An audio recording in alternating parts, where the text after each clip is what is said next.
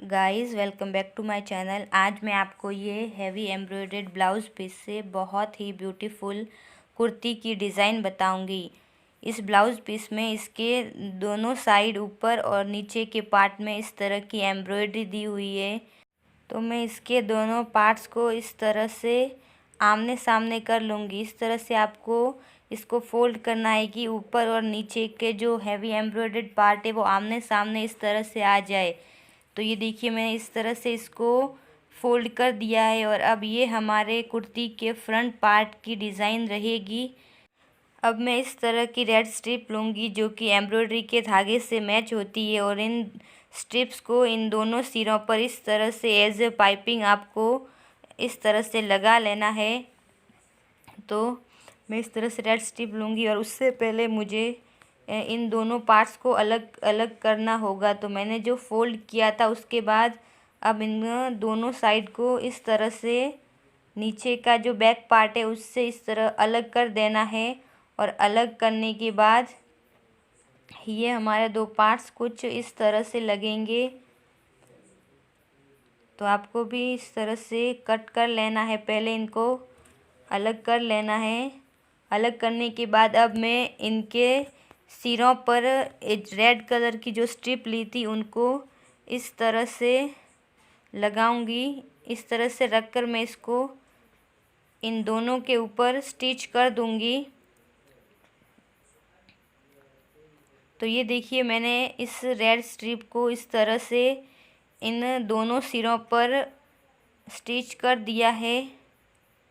Stitch करने के बाद अब मैं एक और रेड कलर की थोड़ी इससे थोड़ी चौड़ी स्ट्रिप लूँगी और स्ट्रिप लेने के बाद मैंने इस तरह से ये दो कलर के कुछ फैब्रिक के छोटे छोटे पीसेस तैयार किए हैं जो एक रेड कलर के हैं और एक कुर्ती के मैचिंग है।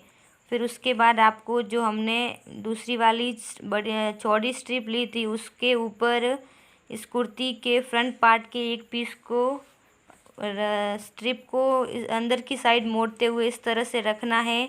और रखने के बाद आपको इधर सिलाई लगानी है। सिलाई लगाने से पहले हमने जो छोटे छोटे पीसेस लिए थे फैब्रिक के उससे ट्रायंगल का शेप बनाना है और ट्रायंगल शेप को इसके बीच में अटैच कर लेना है। तो इस तरह के इन पीसेस को ऐसे 4 फोल्ड करना है और 4 फोल्ड करने के बाद इस तरह से ट्रायंगल के शेप में रखते हुए इसके बीच में इस तरह से स्टिच कर देना है। जैसे कि वीडियो में दिख रहा है आपको, बिल्कुल उसी तरह से इन ट्रायंगल्स को बीच में अटैच करते रहना है और एक ट्रायंगल से दूसरे ट्रायंगल के बीच में आपको इतनी जगह छोड़नी है कि एक ट्रायंगल और आ सके। उस हिसाब से आपको इसके दोनों ट्रायंगल्स के बीच में गैप छोड़ते रहना है। तो आपको बिल्कुल इसी तरह से सावधानी के साथ इस पीस को अटैच कर लेना है। तो ये देखिए मैंने इसके एक पीस को अटैच कर लिया है और ट्रायंगल्स भी मैंने बीच में लगा लिए। अब आपको दूसरा पार्ट इसका लेना है और दूसरे पार्ट को भी इसी तरह से जैसे हमने फर्स्ट को लगाया है वैसे ही हमें इसको भी लगाना है। और इसके बीच में हमें जो हमने सेकंड कलर लिया था उन सेकंड कलर के फैब्रिक के इस तरह से ट्रायंगल बनाकर बीच में लगाने हैं। जो हमने रेड वाले ट्रायंगल के बीच में जगह छोड़ी थी उस जगह हमें ये सेकंड वाले ट्रायंगल को रखकर इसे स्टिच कर देना है। तो हमें ये सेकंड पार्ट पर इस तरह से जो हमारा गैप खाली है उसी साइड इसको इस तरह से रखते हुए उस जगह को कवर करते हुए हमें इन ट्रायंगल को स्टिच करना है। हमारे ये ट्रायंगल्स रेड वाले दोनों ट्रायंगलों के बीच में आने चाहिए। इस तरह से आपको इनको स्टिच कर लेना है।